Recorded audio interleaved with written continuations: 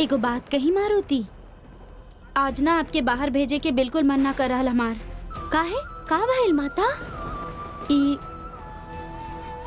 वातावरण में एकाएक ऐसे परिवर्तन आवे से हमरा के ठीक ना लागता। हम धूप में ना खेला माता और शीघ्र लौट भी आई, परंतु आप मना करिए तो हम ना जाए। आप ऐसे भोलापन से हमरा के मनाई तो हम मना कैसे कर पाई? जाई, परंतु अपन ध्यान रखी। ठीक बा माता, धन्यवाद।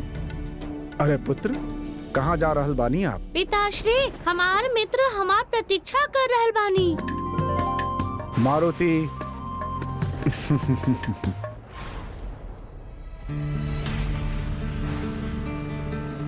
प्रिय, हमार बात तो सुनी। तनिके के पहेली सुलझाई।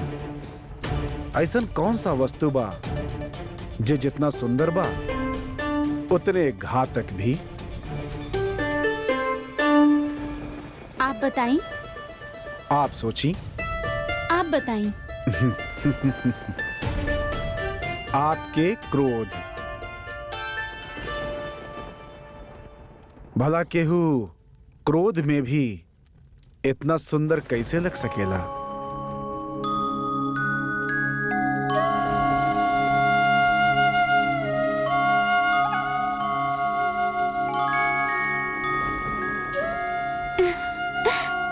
आप बिना स्वामी स्वामी मार्ग छोड़ी, हमार बहुत सारा कार्य बा।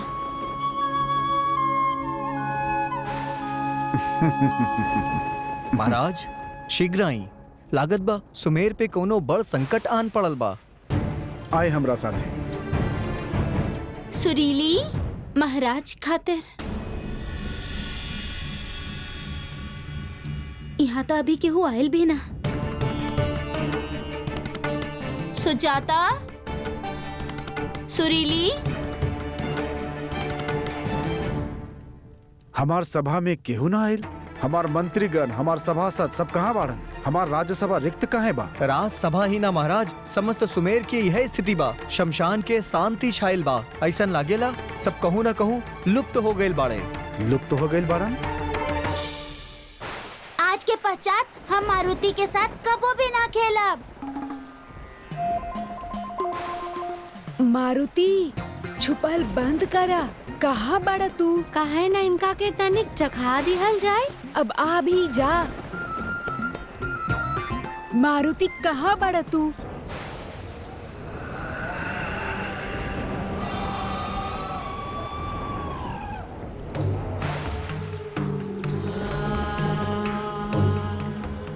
तीन वानर बालक।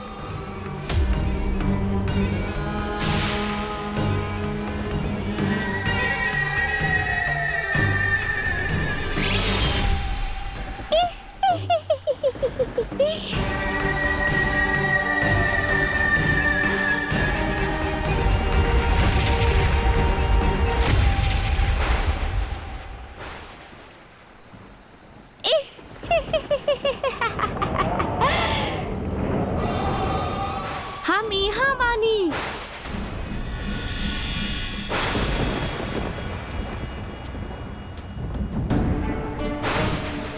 जगन मगन बंधु, कहाँ बड़ा तू लोग?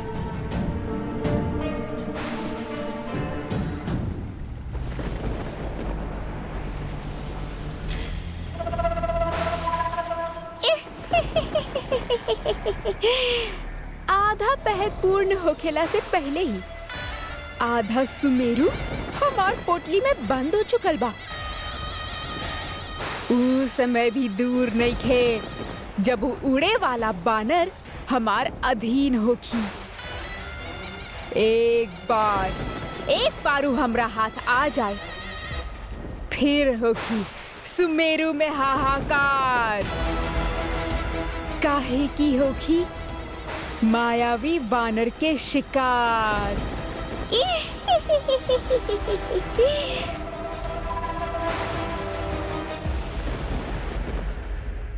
जगनमगन वन में खेले गए रहले जैसे प्रातः काल खेले जाले। बाकी जब हमरा के ई पता चलल कि आसपास के कितना लोग ना मिल रहल त हमरा के मन में बहुत चिंता होके लागल।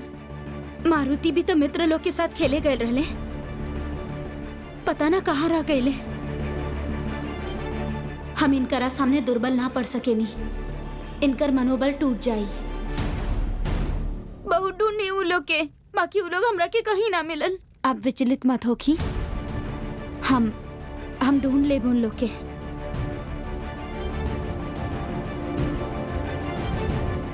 महाराज, हमार बाबा आंगन में सुतत रहेले और आज जब हम प्रातः काल बाहर निकलनी तब वहाँ खटिया गिरल रहे, परंतु हमार बाबा न रहले।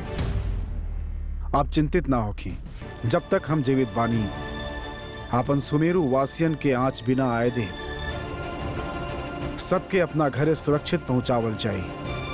ई हमार वचन बा।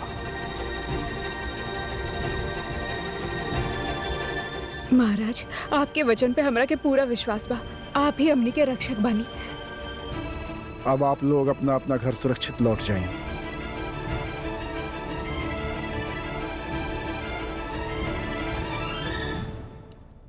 स्वामी, हमार मन आशंकित हो रहल बा। मारुति और उनकर मित्रन की कोनो पता ना चल रहा। कदाचित एकर समाधान गुरुदेव मतंग ऋषि के पास होगी। हमके उनकरा पास जाए के चाहिए। चलिए। महाराज, मतंग ऋषि पधरले बाड़े। हे महादेव! उनके सम्मान पूर्वक अंदर ले आई। प्रणाम ऋषिवर। अच्छा भैल आप स्वयं आ गए नहीं, हम आपके पास ही आवे वाला रहनी। हम जानत बानी कि स्थिति कितना संकटपूर्ण बा, यही कारण हम यहाँ आइल बानी आपके सहायता करे। ऋषिवर, हमरा के सुमेरु के प्रजा के चिंता हो रहल बा और मारुति के भी चिंता हो रहल बा। आप निश्चिंत रहीं देवी, आपके पुत्र के कुछ ना होगी। महादेव के समर्पित यज्ञ के अभिमंत्रित भभूत भाई एक चारों तरफ घेरा बना के महल के सुरक्षित करल अति आवश्यक बा और कार्य खातिर आपके हमारा साथे चले के होगी। अवश्य गुरुदेव। देवी, आप ध्यान रखें, हमारा अनुमति के बिना महल के बाहर केहू ना जा पाए, आप भी ना। चलिए गुरुदेव। ध्यान रखी। जगन मगन बंधु, कहाँ बड़ा तू लोग? जगन मगन बंधु, कब से ढूंढ रहल बानी इनके। कहियो जगन मगन बंधु महल तो न चल गईले, जाके देखे के होखी। ई भभूत के यहाँ से डाला तू वहां तक चल जाई।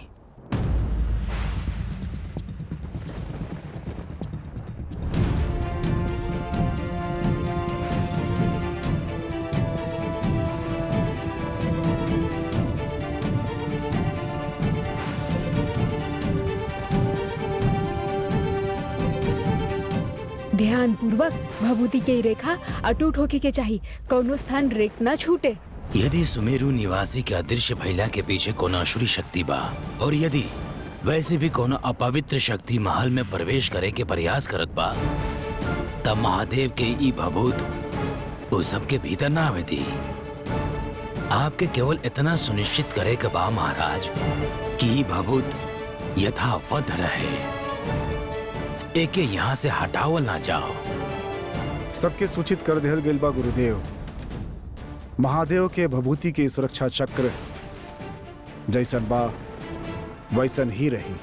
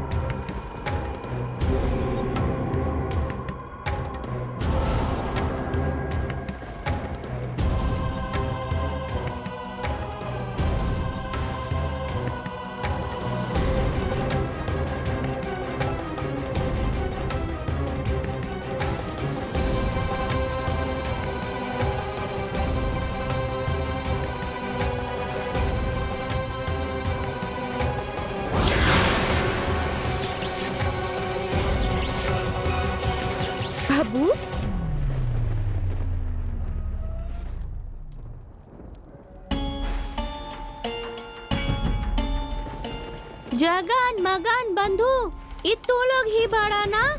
छुप के हमके डरावे के चाहत बड़ा बना? हम आपके अपन आँख से ओझल ना होवे देव मारुति, और आप हमार अनुमति के बिना अब कहीं न जाए। हाँ काहे माता? भइल का बा? मारुति, सुमेरु पर भारी संकट आइल बा। कैसन संकट माता? कुछ पता ही ना चल रहा। एकाएक सुमेरु बासी लुप्त हो रहल बाड़े। का?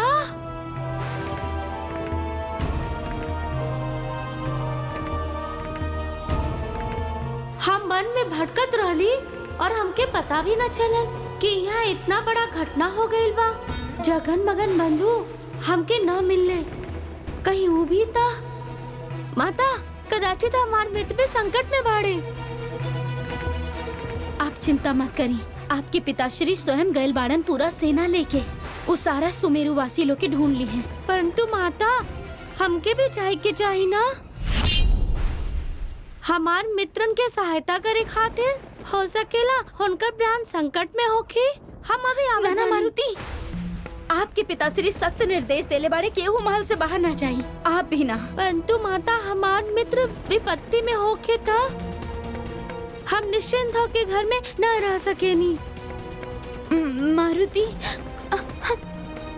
आप अपन मित्रन के संकट में ना देख सकेनी ना। वैसे ही मारुति, हम अपन पुत्र के संकट में ना डालब। हम आपके कहीं ना जाए देव। सर्वप्रथम परहित, अंत में स्वयं के हित। आप ही सिखवले बानी ना माता।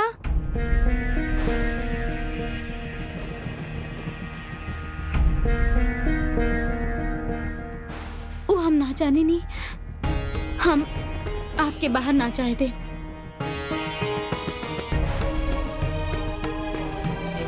इता अनुचित बा माता।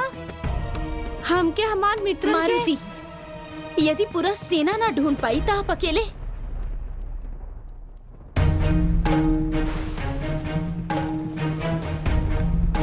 मारुति, हमारू अर्थ ना रहे। हम केवल इतना कहे चाह रहल बानी कि आप चिंता मत करी। अवश्य ही आपके सारा मित्र सुरक्षित ही हुई हैं। क्षमा माता, आप जे चाहे वो हमके दंड दे सकेनी, किंतु हमके जाए के होखी।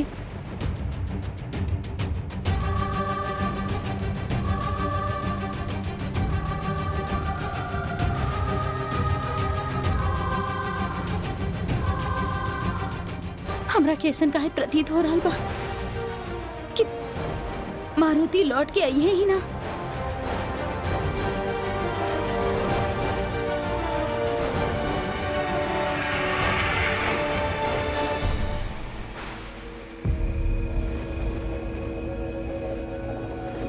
महारानी,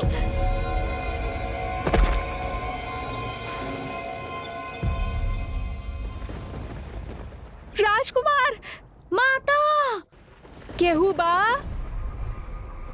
केहू तो सहायता कर दे दुखियारी के। ये तो कोनो महिला के करुणा में पुकार लाग रहल बा।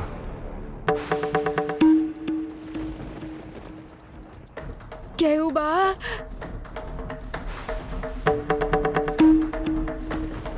का भेल माता, हम का सेवा कर सके नहीं आपके? आप हमके माता कह के संबोधित कइले, परंतु अपना प्रजा के खातिर आपके हृदय में कौनो दया ना दिखेले। किंतु ऐसन का भेल माता? आज हम अपना परिवार के सब सदस्य के खो देली। अब के करी हमार देखभाल? आप हमार माता समान बानी। आज से केसरी महल ही आपके निवास स्थान होगी। राजन, आप कठोर हृदय के होके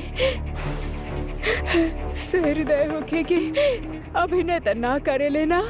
आप ऐसन काहे कह रहल बानी?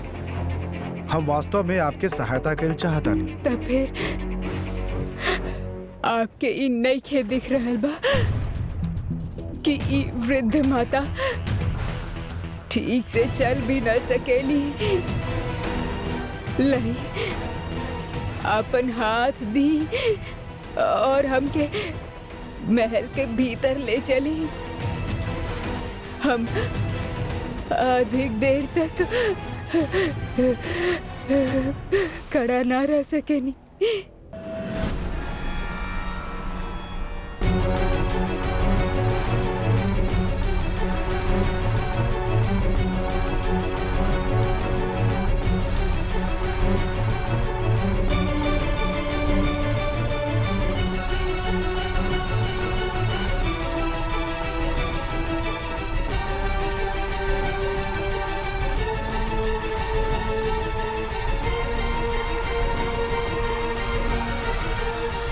माता, संभल के माता।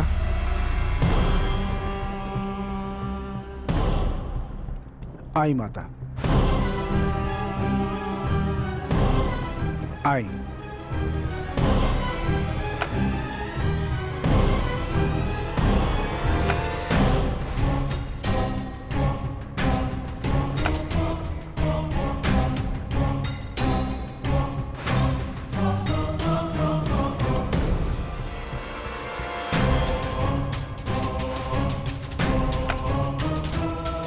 आपके पुत्र केसरी के घर में आपके स्वागत बा। आई, तनिक संभाली। सुजाता, जी महाराज। माता के अतिथि कक्ष में ले जाएं और वहीं उनके रहे के प्रबंध करें। जी महाराज। संभल के ले जाएं। राजा केसरी, अपना हाथ से अपन मृत्यु के घर में लेके आयल बाड़ा तू। का भइला हमार माता के वैद्य जी? महारानी अंजनी के अचेतन भइला के प्रमुख कारण इनकर तनाव बा राजकुमार।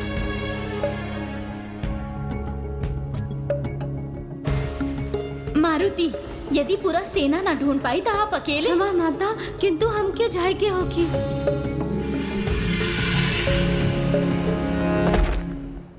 माता, देवे रात्रि आप हमार चिंता करत रहनी और हम अपन उद्दंडता में आपके आज्ञा के पालन करेले ही नहीं खे। आपके प्रेम के सम्मान ही न कैनी हम। क्षमा करती माता। राजकुमार, महारानी के अचेतना होखला के दोष अपना आपके बिल्कुल ना दी। माँ के ते ई स्वभाव ही होखेला। ई ममता के मूर्ति अपना संतान के सुख और सुरक्षा के कामना करेले। हम कुछ औषधि दे देत बानी, ये शीघ्र ही स्वस्थ हो जाई हैं। धन्यवाद वैद्य जी, आप हमारी माता के ठीक कर दी। हम सदैव आपके आभारी रहब। अवश्य राजकुमार, हमके औषधि निर्माण के खातिर प्रयोगशाला में जाए के होखी। हम भी आपके साथ चलत बानी। आई आई।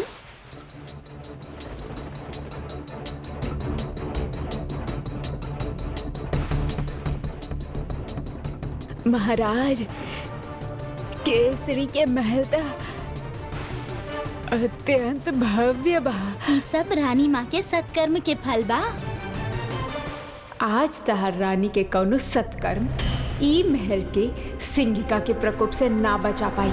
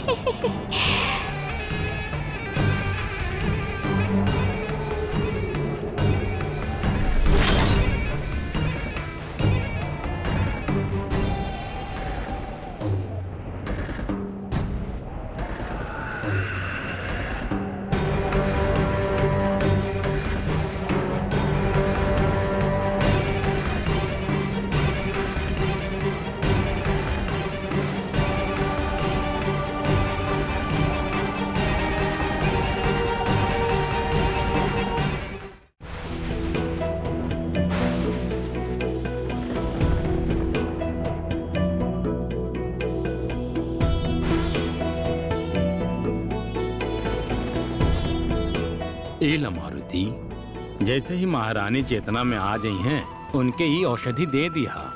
और हाँ, एगो बात, यथा संभव प्रयास करिहा महारानी प्रसन्न रहे, तनाव में ना रहस, वो शीघ्र ही अति शीघ्र ठीक हो जाई हैं। जी वैद्य जी। हमके और औषधि तैयार करे के बा, आप जाएं। धन्यवाद।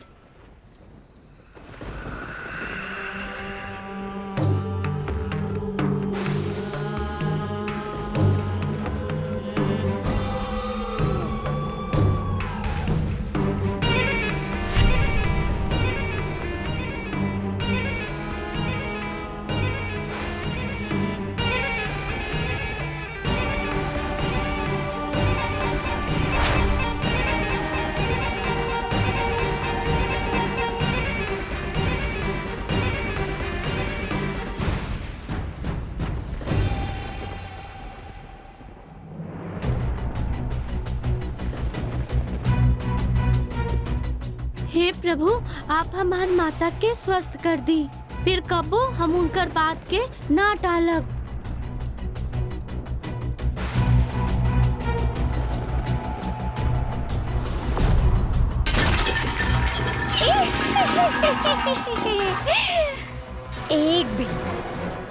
एक भी प्राणी ना बची ई केसरी महल में।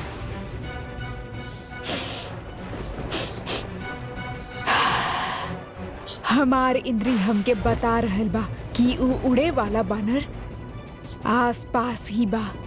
ऊ भी बहुत जल्द हमार ई पोटली में होगी।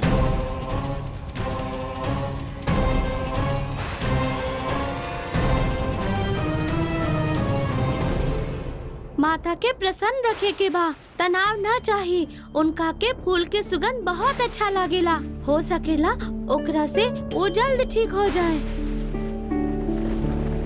हम अभी लेके आवत बानी आपन कक्ष से।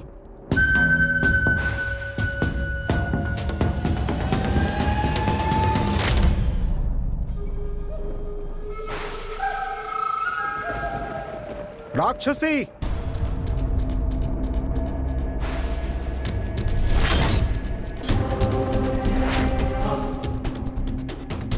हमार महल में प्रवेश करे के तू दुस्साहस कैसे कैलू? हट!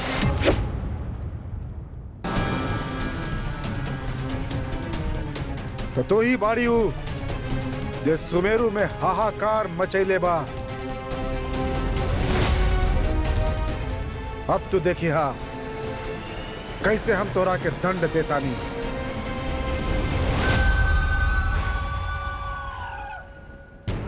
यहाँ त अंधकार बा, हमके राजा केसरी के प्रकाश में लावे के होगी, उनकर छाया पकड़े खातिर।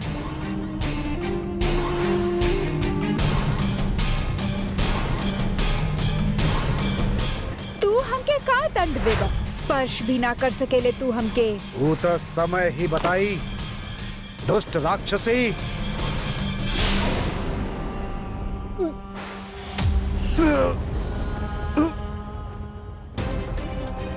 छोड़ा हमरा के। ई कह रहल बा हमरा? छोड़ा, छोड़ा हमरा के।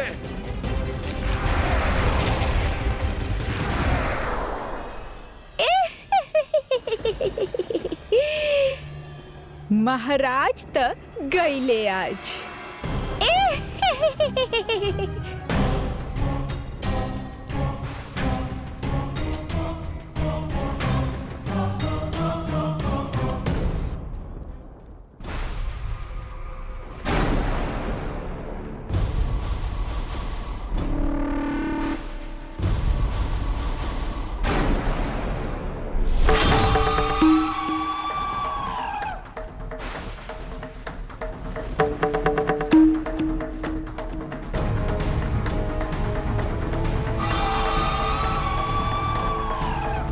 हे पुष्प, आप हमार माता के बहुत भावेनी, ता हम आपके उनकर सैया के बगल में रख दे है।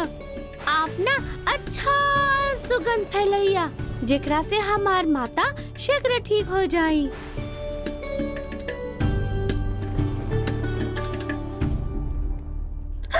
मारुति, मारुति कहाँ बाड़न? रानी माँ, मारुति यही जे महल में ही बाड़े। वो आपके खातिर औषधि लेवे गई बाड़े राजवैद्य के साथ। ना ना, हमरा के विश्वास नहीं के। हमरा के अपन आँख से देखे के बा। कहाँ बाड़े मारुति?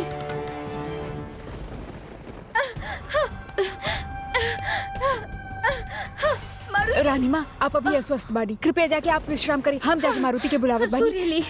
सुरीली सुमेरु पर भारी संकट आइल बा। हमरा के मारुति से मिला द। मारुति, मारुति।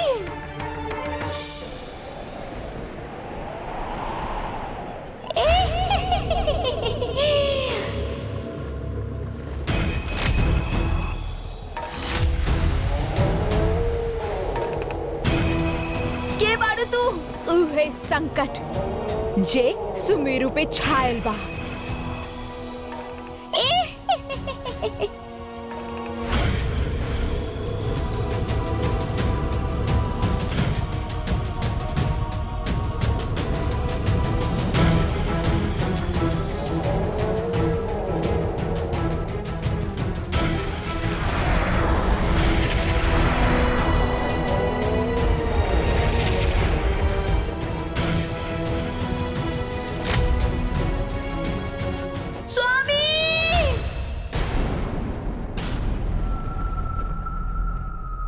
माता के स्वर बा।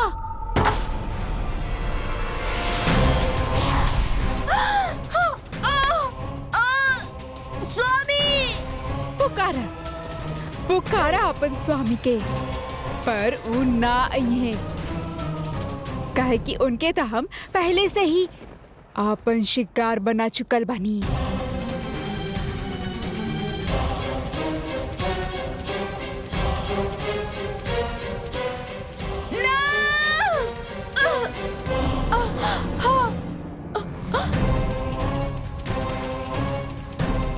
हमार छाया?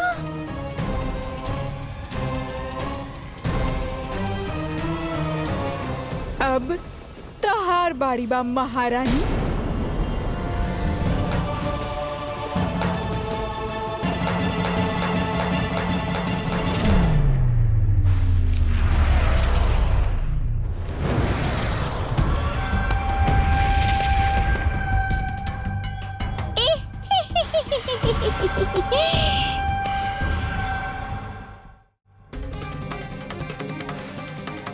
माता, माता, कहाँ बड़ी आप? माता, अवश्य ही कोनो असुर के काम होगी।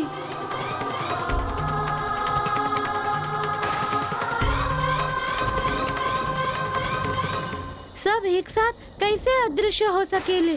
पूरा राज्य में केहू ना बचल। राक्षस के अतिरिक्त केहू ना कर सकेला। माता, कौनो भी कठिन परिस्थिति में आपके उपदेश के आवश्यकता होखेला, और आज आप ही ना बाड़ी हमरे साथ। वो विशाल विभाजक दीवार बाना, दीवार के ए ओर हमनी वानर लोग के राज्य बा और ओ ओर राक्षस लोग के। दोनों लोग मिलके निर्णय ले रहे मारुति कि ना हमनी ओर जाई और ना ही ऊ ये सो रही हैं हमनी के तरफ, ताकि शांति बनल रहे। ई मात्र एगो दीवार बा। आपन माता के रक्षा करे खातिर हम समुंदर भी लाग जाई। रूप धरि सिंह दिखावा, विकट रूप धरि लंक जरावा, भीम रूप धरि असुर सहारा। माता, माता, जय हनुमान ज्ञान गुण सागर, जय कपीस तिहुँ लोक। ऐसे आकाश के मार्गदर्शक से उनका भीतर उनके ढूंढल कठिन बा। माता, पिताश्री, मित्र,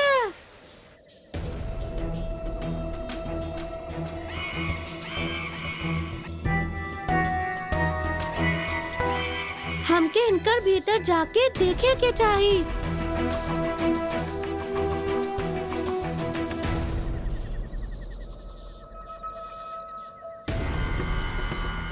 ये वस्त्र, ये आभूषण जानल पहचानल लागेला।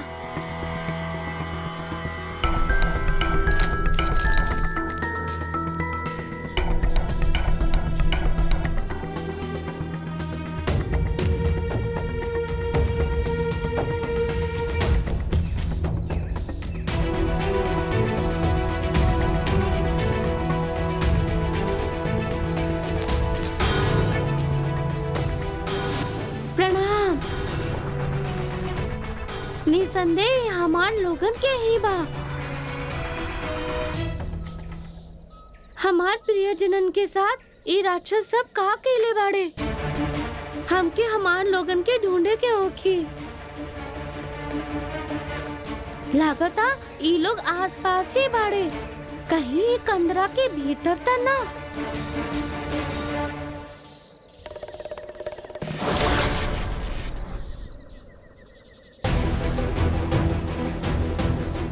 के प्रहार कैलस हमरा पे? यहाँ तक केहू भी ना।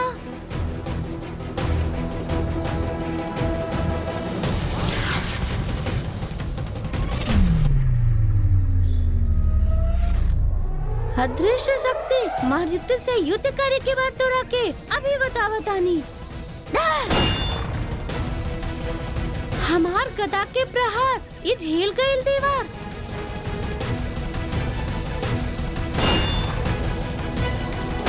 रुक जा बालक।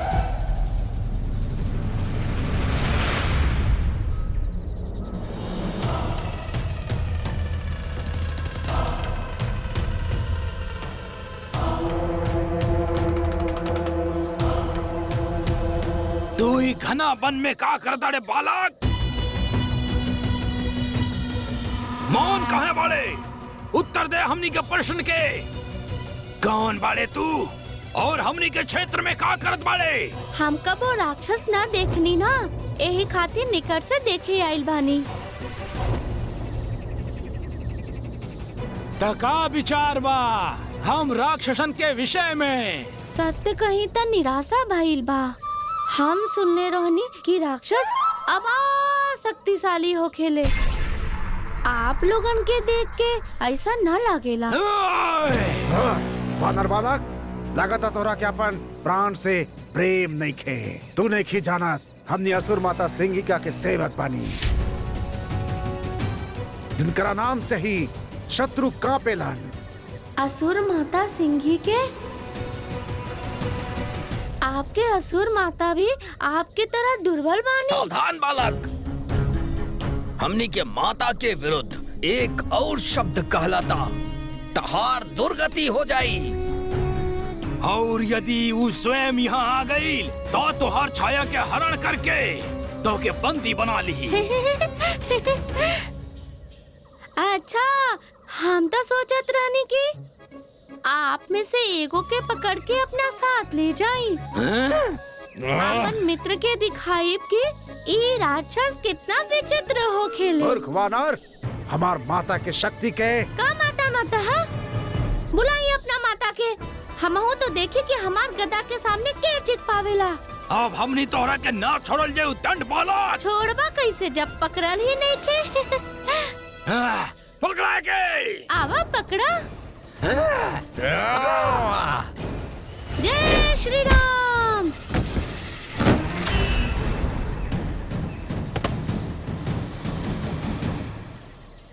एक एक सुमेरु वासी के छाया पकड़ के ले आइल बानी हम यहाँ, परंतु उ उड़े वाला बानर ना मिलल। एक बार उ हमरा हाथ आ जाए, फिर ओके बताई कि असुर माता सिंहिका के अपमान करे के का परिणाम होकेला।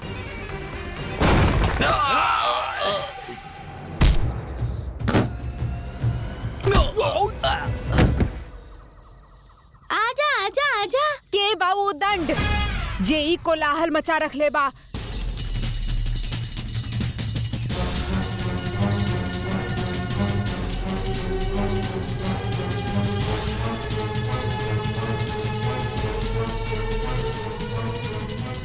तो ये भी असुर माता सिंहिका यही हमार माता पिता के और सुमेरु वासी के बंदी बने ले बिया, उनकर छाया के हरण करके। संयम रखे के हो कि मारुति, हम तभी गुफा के अंदर प्रवेश कर पाए। क्षमा करी माता, ये दुष्ट वानर ही उछल कूद कर रहा बा। ए तुच्छ वानर, यदि आपन प्राण से प्रेम बा तो चल जा यहाँ से। और यदि न भागब तो हम तोहके आपन भोजन बना ले। तू जाने ला नहीं खे हम के बानी? असुर माता सिंहिका बानी हम। यदि हमार ध्यान इस समय कहीं और ना होखत ना त तहार नृत्य शरीर पड़ल होखत यहाँ पे। लागत आई राक्षसन के भांति आप भी भयभीत हो रहल बानी। तहार ई दुस्साहस हमके अचंभित कर दिले बा। यदि हमके क्रोध आ गई ना त का करिए? कुछ करे के तो दूर आप हमके स्पर्श भी ना कर पाइए। उद्दंड वानर, आपन अंत के तू स्वयं ही आमंत्रित कैले बाड़ा। अब देखा असुर माता सिंहिका के शक्ति।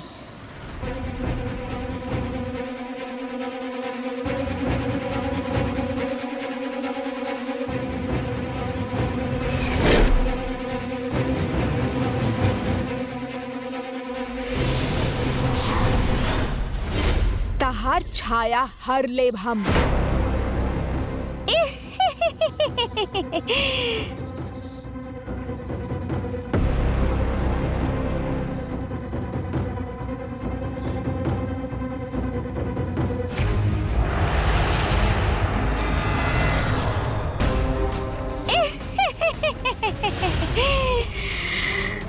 वाचाल वानर से घृणा बा हमके। हे प्रभु, मारुति तो ये भयानक माया जाल में फंसत जा रहल बानी। हमार भोला भाला मारुति वो मायावी सिंहिका के मायावी गुफा में चल गई। हाँ, और अब तक उनका छाया भी हर ले बाड़ी। वो कपटी राक्षसी कबो कबो कोनो परिस्थिति से निकले के द्वार उस समस्या के भीतर ही हो खेला। अर्थात व्याधि के सटीक उपचार करे खातिर ओकर मूल कारण के जानल अति आवश्यक बा देवी। मायावी सिंहिका के मायावी शक्ति के ई माया जाल ओकर यह गुफा में छुपल बा। ई पूरे संकट के उत्पत्ति स्थल एजे बा और ओकर हल भी एजे हुई। अब देखे के ई बा कि मारुति ऊ हल समय रहते ढूंढ पावे ले अथवा नहीं खे। सब कुछ निर्भर करेला ई बात पे कि मारुति माया जाल के तोड़ पावे ले अथवा एकरा द्वारा भ्रमित हो जाई है।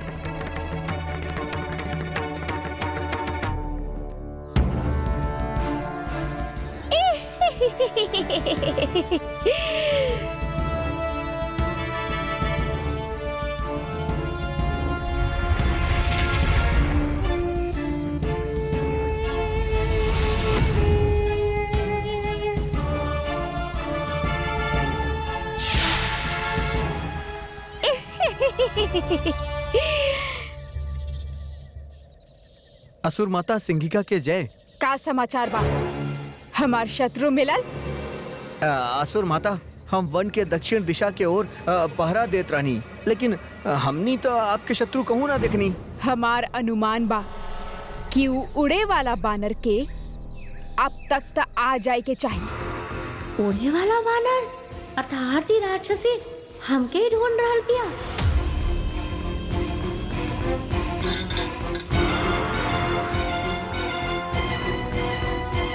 काबिल असुर माता? कुछ ना, हमार शत्रु के अब तक आ जाए के चाहिए। हम वन में जे भी जाल बिछैले बानी हम ओकर निरीक्षण करे जा रहल बानी। तू लोग यहाँ पे सतर्क रहिया।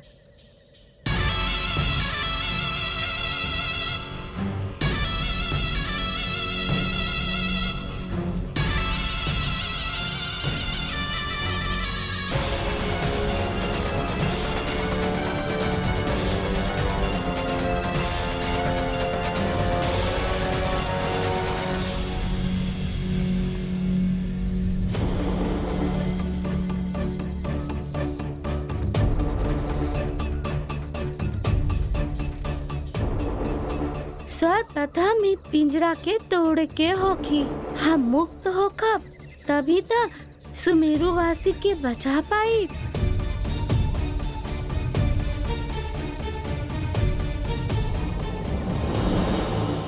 जय श्री राम। जय हनुमान ज्ञान गुण सागर जय कपीस तिहु लोक उजागर रामदूत अतुलित बल धामा अंजनी पुत्र पवन सुत नामा महावीर विक्रम बजरंगी कुमति निवार सुमति के संगी हनुमान